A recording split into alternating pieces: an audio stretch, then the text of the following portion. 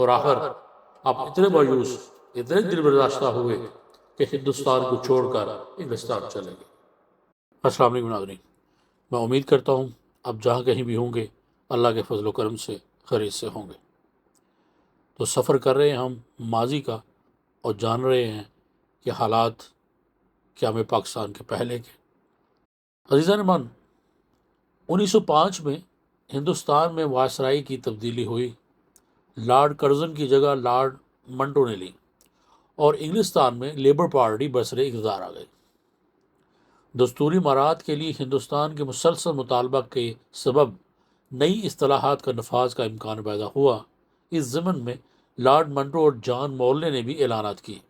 یہ صورتحال خاص طور پر مسلمانوں کے لیے بہت تشویش کا باعث تھی، کیونکہ اگر ہندوستان میں انتخابات کا اصول رائج کر دیا گیا تو ہندو اکثریت مسلمانوں پر مسلط ہو جائے گی۔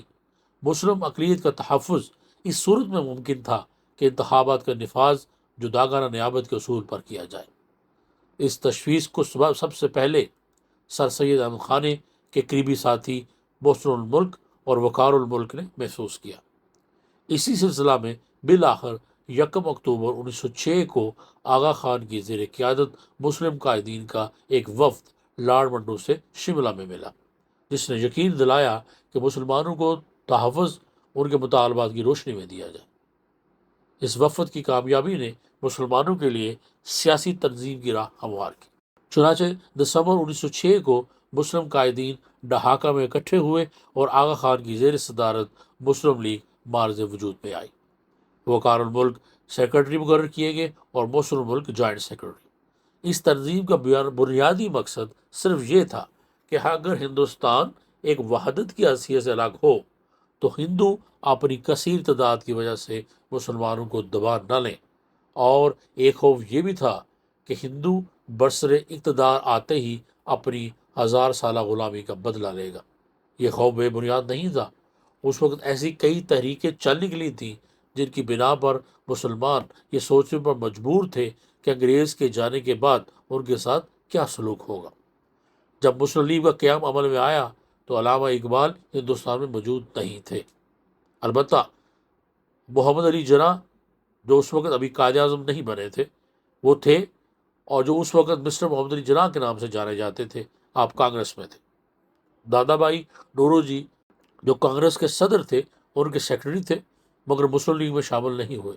آپ کہا کرتے تھے کہ مسلم لیگ کا نصب العین بلند نہیں۔ آخر مسلم لیگ کے قیام کے 7 سال بعد 1913 میں مولانا محمد علی جوہر کے کہنے پر مسلم لیگ میں شامل ہوئے، لیکن اپنی دوہری رکنیت برقرار رکھی۔ آپ نے سر توڑ کوشش کی کہ کسی طرح ہندو اور مسلمانوں میں مساوات ہو جائے۔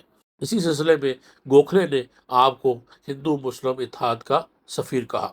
آج بہت سے لوگ، چاہے موجودہ ہندوستان اور موجودہ پاکستان میں بھی بہت سے لوگ پائے جاتے ہیں، یہ قابو پھاڑ کے یہ کہتے ہیں کہ محمد علی جناح نے ہندو اور مسلمانوں کو الگ کر دیا، ورنہ وہ تو ساتھ رہ سکتے تھے۔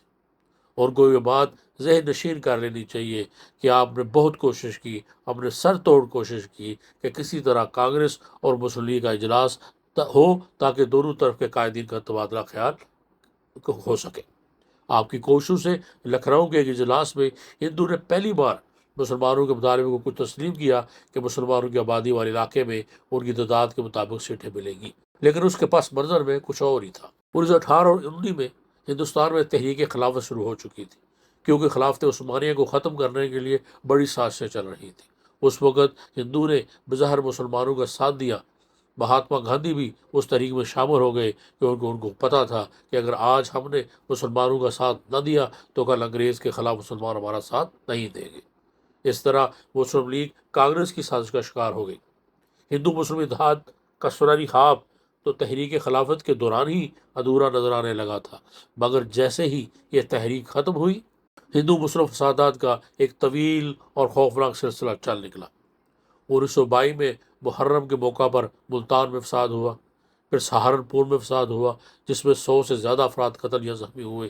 1924 میں سب سے بڑا فساد کوہاڑ میں ہوا، جہاں ایک ہندو نے ایک اشتعال انگیز نظم لکھ کر فساد کی آگ کو بھڑکایا۔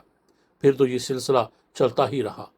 اس دوران سنگٹھن اور شدی کی طریقے شروع ہوئی۔ سنگٹھن کا ایک مطلب ایک ساتھ جوڑ کر باندھنا ہے۔ اسی طریقے کے ذریعے ہندوؤں کو اسلحہ کی تربیت دی گئی۔ شدی کا مطلب پاک کرنا تھا، یعنی وہ لوگ جو ہندو مت ترک کر کے مسلمان ہو چکے ہیں انہیں دوبارہ ہندو مت میں داخل کرنا۔ ان دونوں تحریکوں کا مقصد ہندوستان سے مسلمانوں کے وجود کو ختم کرنا تھا۔ مشہور ہندو مہا سبھا کے لیڈر ڈاکٹر موجے نے اپنی ایک تقریر میں کہا تھا کہ ہندو مہا سبھا کا مقصد یہ ہے کہ تمام ہندو کو متحد کر دے اور ہندو دھرم کو اتنی طاقت دے کہ ہندوستان صحیح معنوں میں ہندوستان کہلائے، یعنی ہندو کا ملک۔ اسی طرح ڈاکٹر موجے نے اپنی ایک اور تقریر میں کہا کہ جس طرح انگلستان انگریزوں کا ہے، فرانس فرانسیسیوں کا ہے اور جرمن جرمنوں کا ملک ہے، اس طرح ہندوستان ہندو کا ملک ہے۔ یہ جو چاہتے یہ تھے کہ یا تو مسلمانوں کو ہندوستان سے نکال دیا جائے یا انہیں دوبارہ ہندو مت میں داخل کر لیا جائے۔ ایسے حالات میں بھی ابھی تک چند مسلم قائدین ہندو مسلم اتحاد کی رٹ لگا رہے تھے اور اسی اتحاد کی سریلی بانسری کے سروں میں مگن تھے۔ وہ تو جب 1928 میں نہرو رپورٹ شائع ہوئی تو رہی صحیح امیدیں بھی دم توڑ گئی۔ اس سے معلوم ہو گیا کہ ہندو مسلمانوں سے کسی طور پر مصالحت کے لیے تیار نہیں ہے اور نہ ہی کبھی ہو سکے گی۔ اس کے بعد مسٹر محمد علی جناح نے ایک اور کوشش کی۔ تجویز دہلی کے نام پر ایک خاکہ دیا کہ کم از کم یہ مان لیا جائے، وہ بھی رد کر دیا گیا۔ پھر انہوں نے اپنے 14 نگات دیے، وہ بھی نہ مانے گئے، اور آخر آپ اتنے مایوس، اتنے دل برداشتہ ہوئے کہ ہندوستان کو چھوڑ کر انگلستان چلے گئے۔ وہاں آپ نے ایک گھر خریدا اور وہاں اپنی وکالت کی پریکٹس شروع کر دی۔ برادری، آج کا حصہ جو ہے وہ یہی میں رکھتے ہیں، انشاءاللہ پھر یہاں سے اگلا حصہ شروع کریں گے۔ تب تک کے لیے مجھے اجازت دیجیے، اپنا بہت یاد رکھیے اور مجھے بھی دعاؤں میں یاد رکھیے۔ اللہ حافظ۔